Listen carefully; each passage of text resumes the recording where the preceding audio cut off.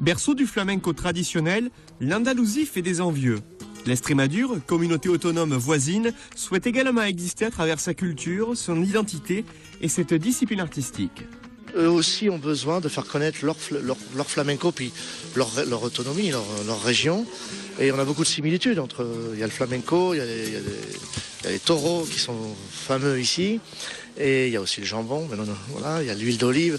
Mais il y a aussi ce flamenco qui est un peu particulier parce que l'Estrémadure est un peu dans une enclave. Et justement, il y a un peu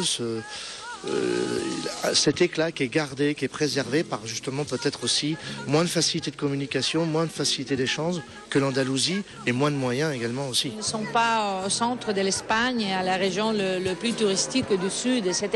Et avec notre flamenco, avec Celia Romero, Pedro Cintas, Jesús Ortega, et chacun avec son spécialité.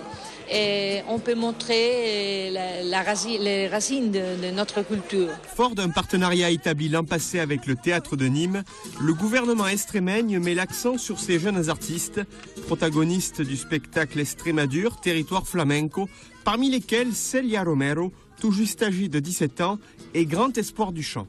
L'année dernière, j'ai remporté à 16 ans le prix de la Lampera Minera au Festival international de chant de las Minas à La Unión. Je suis très heureuse car c'était la première fois qu'une jeune femme mineure remportait ce prix en 51 années d'existence.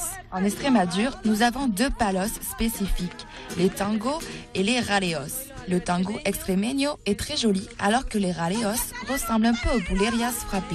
Ils s'interprètent assez lentement et il est nécessaire de leur donner ce toque si propre à l'Estrémadure qui est notre marque de fabrique. C'est un flamenco plus spécial en relation avec notre culture autochtone. Et je pense que tout le flamenco fait ces grandes familles du flamenco. Depuis le siège de son gouvernement autonome à Mérida jusqu'à la scène du théâtre de Nîmes, le flamenco extremeño continue d'apporter sa pierre à la diversité du duende.